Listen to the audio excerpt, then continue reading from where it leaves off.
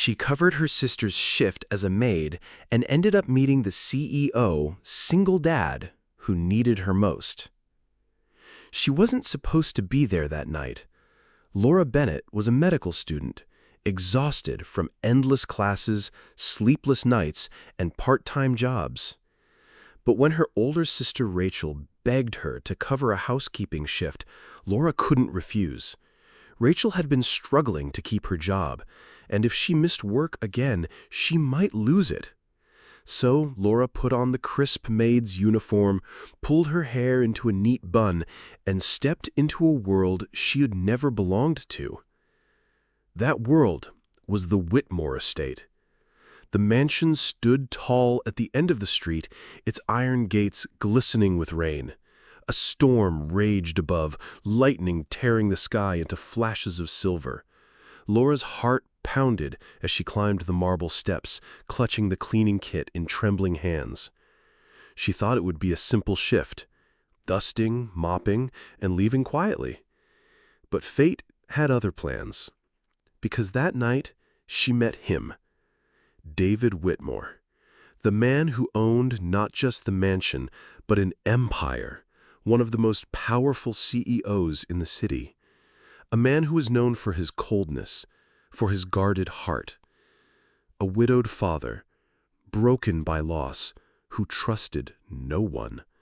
When David opened the door, Laura froze. His piercing gaze studied her in silence. He was tall, sharp-featured, his presence filling the doorway like a shadow. His tone was clipped, almost dismissive. "You're late," he said simply. Laura swallowed hard. She wasn't used to being treated this way, but she bowed her head and stepped inside. The mansion was cold, beautiful, but lifeless.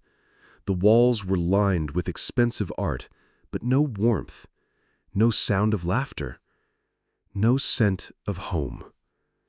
As Laura began her work, she heard a soft sound upstairs, a faint giggle. And that's when she met the second person who would change her life. Theo, David's son. He was only 7, small for his age, with big, curious eyes. But there was something missing, something Laura noticed immediately. His smile didn't reach his eyes. His laughter faded too quickly, like a sound he wasn't used to making.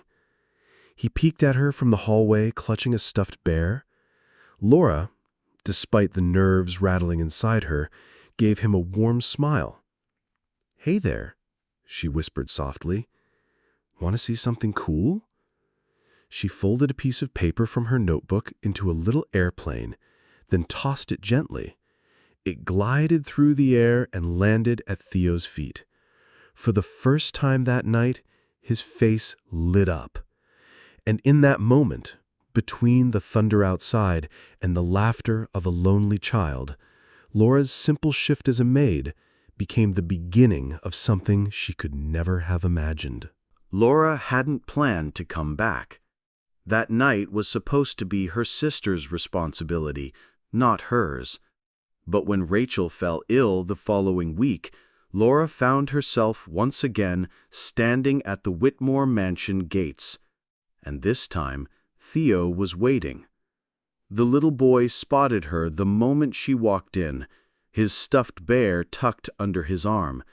He ran down the grand staircase, nearly tripping over the steps just to greet her.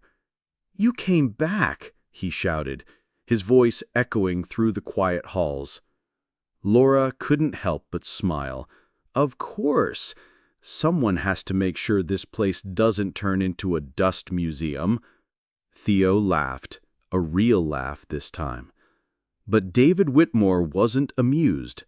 From his study, he emerged, sharp suit and sharper eyes fixed on Laura. "You're not the regular maid," he said flatly, his arms crossed.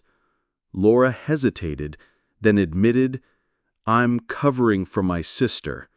His jaw tightened, but before he could speak, Theo tugged at his sleeve. "Dad, can she stay, please?" David glanced between his son's pleading eyes and the young woman standing nervously before him. For reasons he couldn't quite explain, he gave a short nod. "Fine, but don't forget, you're here to work, not play." Yet, as the days turned into weeks, work slowly blurred into something else. Laura cleaned the rooms, but she also told Theo stories. She polished silverware, but she also taught him how to fold paper cranes. She scrubbed the marble floors, but she also sat with him at night when he was too afraid to sleep alone during thunderstorms. And little by little, Theo began to change. His laughter returned. His drawings, once only dark scribbles, filled with color again. His teachers called David, surprised by his sudden spark of energy, his new eagerness to participate in class. And David noticed. One evening, as he passed by Theo's room, he saw Laura sitting on the carpet with his son, building a castle out of blocks. Theo was giggling, eyes shining brighter than David had seen in years. For the first time in a long while, David felt something shift inside him, a crack in the wall he had built around his heart. But with that crack came fear, because David Whitmore had already lost once the woman he had loved, Theo's mother. He couldn't afford to let anyone else in, not even the maid who had somehow brought warmth back into Theo's life. David Whitmore was a man known for control. Every meeting, every word, every step of his day followed precision. The world knew him as a billionaire CEO, the man who built empires and never smiled unless it was in the service of a deal. But at home, in the mansion that stretched like a fortress across the hillside, control came at a cost. Silence, distance, a little boy who rarely laughed. That silence began to change the day Laura walked in. She was supposed to be invisible, just a maid covering her sister's shift. Yet somehow she didn't disappear into the background like others did. She noticed things. She noticed Theo's quiet attempts to draw, the way he left toy cars lined up by the staircase waiting for someone to join his game. She noticed that the boy's father, for all his power, often sat with a kind of loneliness that no fortune could erase. And slowly, she began to bridge the gap.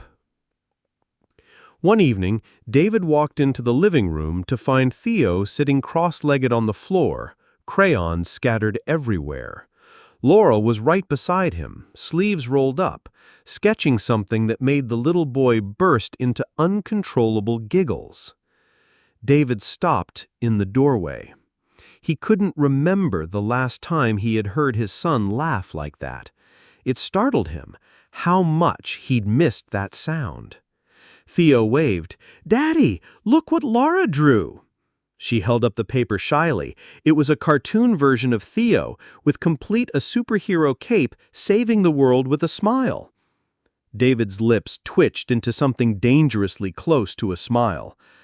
"That's impressive," he said softly. Laura shrugged, cheeks coloring. "I think every child deserves to feel like the hero of their own story." For a moment, their eyes met.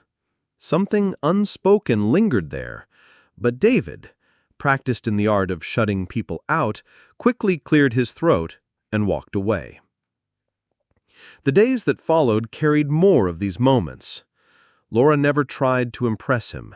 She didn't flatter, didn't tiptoe around his wealth. She spoke simply, kindly. She treated Theo not like the lonely son of a powerful man, but like a child who craved love. And David, against his will, against his carefully built walls, began to notice her. He noticed the way she tied her hair back when she worked, strands falling loose no matter how she tried to control them.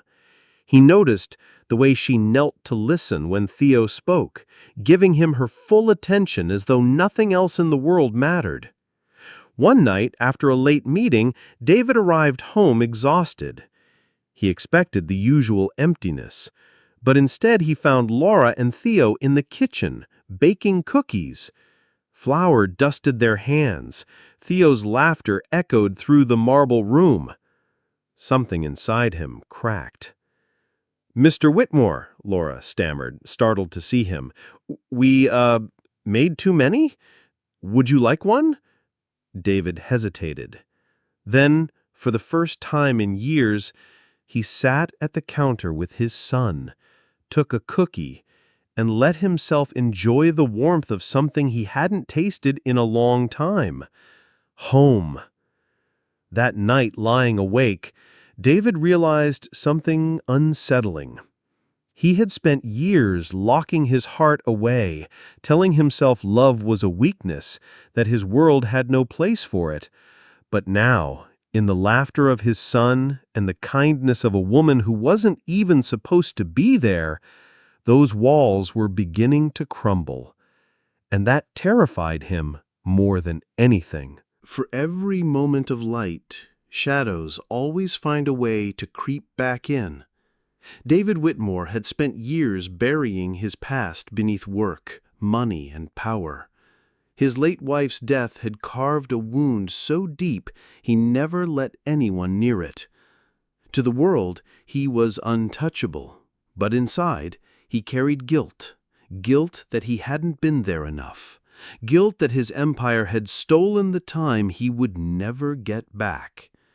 That guilt made him wary of letting anyone close, especially Laura. She was different, too different. She wasn't like the polished women he met at galas, or the ambitious executives who circled around him like sharks. She was simple, ordinary, but perhaps that was what unsettled him the most, because ordinary had a way of feeling extraordinary when you hadn't known it in so long. And yet, every time he caught himself softening, he pulled back. Laura felt it too. The kindness she gave to Theo was natural. She loved children, and she loved watching his lonely little heart blossom when someone paid attention to it. But with David, it was more complicated. He was intimidating, every inch the powerful CEO. Sometimes, when his eyes lingered on her too long, her chest tightened with a warmth she dared not name. But then came the whispers. One morning, while picking up groceries for the mansion, Laura overheard two women talking. "Did you hear? That maid working at the Whitmore estate. People say she's trying to get close to him. Typical. Men like him never see the trap until it's too late." Laura's cheeks burned. She wanted to defend herself, but what would she even say? That it wasn't true? That she wasn't that kind of woman? She walked home with her head down, the words echoing in her ears. By the time she returned to the mansion, doubt had already started to creep in. That evening, David noticed her silence. "You're unusually quiet," he remarked, sitting across from her at the long dining table where she was helping Theo with homework. "I just don't belong here," Laura muttered, her voice barely above a whisper. David's brows furrowed. "What do you mean?" She forced a smile. "Nothing. Forget I said anything." But he didn't forget. Those words lingered with him, unsettling something in his chest. Because maybe she was right. Maybe she didn't belong. Not in his world. Not in this fortress of glass and steel that had no space for fragile hearts.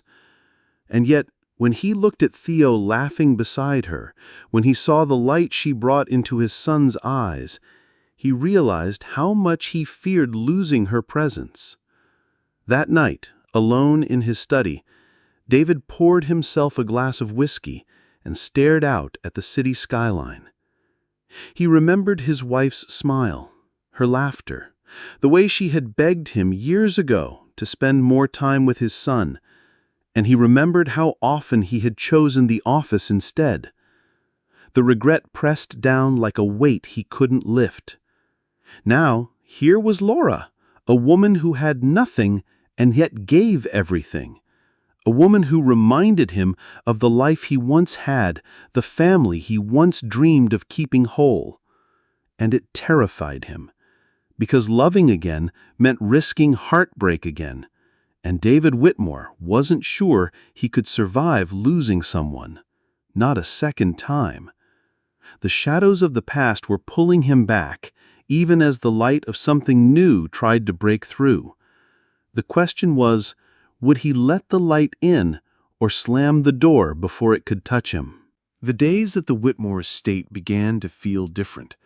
Laura's footsteps echoed through the marble halls, not as those of a stranger, but almost as if she belonged. She would catch herself laughing with Theo over spilled flour in the kitchen, or exchanging soft glances with David over dinner when the little boy wasn't looking. But the truth was, neither of them dared to name what was quietly growing between them.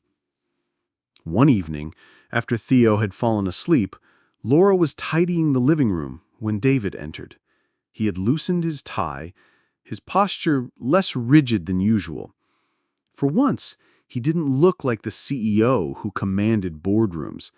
He just looked like a man, exhausted but grateful for company. "Stay a little," he said, his voice almost a whisper. Laura hesitated, but then she sat. They spoke of small things at first, the weather, books, even childhood memories, and then silence settled, not the awkward kind, but the kind that felt safe. For the first time, David looked at her not as his son's caretaker, but as a woman who had brought light back into a home he thought would remain dark forever. But with closeness came fear. The very next day, an unexpected visitor arrived, an old business partner of David's, polished and proud, who saw Laura carrying a tray of tea. With a dismissive glance, he remarked, "I see you've blurred the line between staff and something else." Laura felt her cheeks burn. David's silence stung even more. He said nothing in her defense, nothing to stop the implication hanging in the air. That night, Laura sat awake, her thoughts spinning. What was she doing here? She was just a substitute maid, not someone who belonged in the life of a billionaire CEO. The memory of his silence echoed louder than any words. David, too, sat in his study, unable to focus on work. He had wanted to speak, to silence the arrogance of his associate, but fear had held him back. Fear of gossip, fear of vulnerability, fear of admitting even to himself that Laura had already stolen a piece of his heart. The following days were tense. Their conversations became shorter, their smiles strained. And yet, every time Laura saw Theo's arms around his father, she couldn't help but notice how David's eyes softened in the same way they looked at her. It was a battle neither of them had the courage to fight, desire pulling them closer, pride and insecurity forcing them apart. Laura would often stand by her window at night, whispering to herself, "Don't dream too much, Laura. Don't let your heart run where it shouldn't." And David, in his own quiet solitude, wondered if perhaps, after years of living with walls around his heart, he was about to lose the only person who had ever dared to climb them. It was love, fragile, unspoken, and caught in the storm between fear and hope. The air in the Whitmore mansion grew heavier with each passing day. Conversations that once flowed easily between David and Laura now stopped at unfinished sentences. Their laughter, so effortless before, was slowly being replaced by silence. Then came the moment that shattered the fragile balance. It happened in the grand dining room, on a night when David's mother came to visit. Elegant, sharp-eyed, and fiercely protective of the family name, Mrs. Whitmore noticed immediately how Theo clung to Laura's side, how his little hand refused to let go of hers even at the table. With a thin smile, she leaned toward her son. "It's one thing to have help in the house, but it's another to let help forget her place." Her eyes darted coldly towards Laura, who froze in her seat. The words hit like knives. Laura's chest tightened, shame and anger swirling inside her. She stood abruptly, muttering something about checking on Theo, though her hands trembled as she carried the boy away. When the dining room doors closed, Mrs. Whitmore turned to him sharply. "You're letting her into this house as if she belongs, as if she's more than what she is. Do you know how this looks? To the family? To the board?" David said nothing. He wanted to defend Laura, to tell his mother that she had saved their son from loneliness, that she had healed cracks in their lives no money ever could. But fear of conflict, fear of scandal, held him silent. And that silence was louder than any insult. That night, Laura sat in her small room, her bag half-packed. Tears blurred her vision as she folded her clothes, whispering to herself, "I can't do this. I don't belong here. I was a fool to think I did." But just as she reached for the last drawer, a knock came at her door. It was David. His usual composed face was undone, his eyes searching hers with something raw. "You're leaving," he said, his voice low, almost breaking. Laura swallowed hard, trying to steady herself. "I should never have stayed this long. You don't need me here, David. Theo will be fine."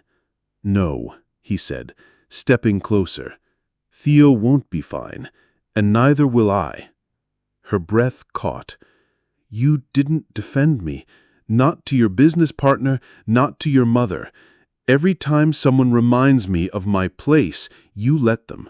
And maybe they're right. Maybe I don't belong here." David's jaw tightened. He had no excuses left, only truth. "You belong here more than anyone. You belong here more than me." His voice cracked, the wall around his heart finally crumbling. "I was afraid. Afraid of what people would say. Afraid of needing someone again. But Laura, I need you, and not just for Theo. For me." Her tears spilled then, not from weakness, but from the weight of every unspoken moment between them. This was the breaking point, the moment where pride, fear, and love collided. And for the first time, David and Laura stood face to face, with no walls, no excuses, and nowhere left to hide. The morning after the storm of emotions, the Whitmore mansion felt different. The silence wasn't heavy anymore. It was fragile, like the pause before a new song begins. David found Laura in the garden, where Theo was running circles around her, his laughter carrying through the crisp air.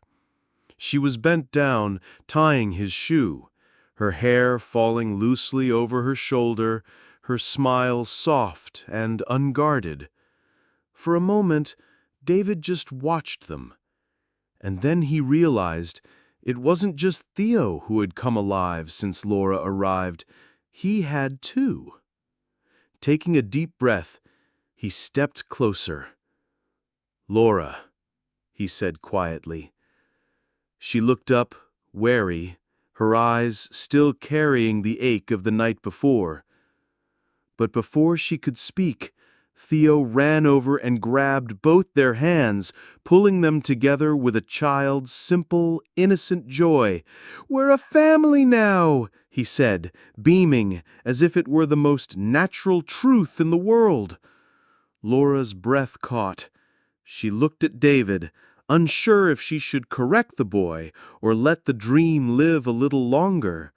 But David didn't hesitate this time.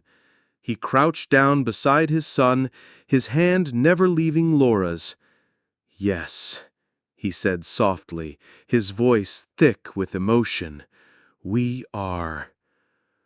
Laura's eyes filled, her heart pounding as David turned fully to her. "I love you, Laura. I've been too proud, too scared to admit it, but you've given us more than I could ever deserve. You gave Theo a mother's love. You gave me a reason to feel again. I don't want a life without you in it." The walls around Laura's heart finally gave way. Tears slipped down her cheeks, but they weren't tears of pain anymore. They were of release, of belonging. She nodded, unable to hold back the smile that broke through. And then, in the quiet morning light, with Theo squealing happily between them, David kissed her. Gently, reverently, like a promise. From that day, the house was never the same. The walls that once echoed with loneliness now brimmed with laughter.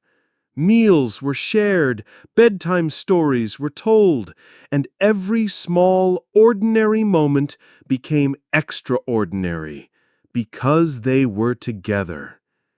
They hadn't planned for this. They hadn't expected it. But sometimes, family isn't the one you're born into. It's the one you fight for, the one you choose, the one you finally open your heart to. And for David, Laura, and Theo, it was only the beginning. We invite you to join Lightstories if this story strikes a chord with you, makes you smile, or stirs up strong emotions in you.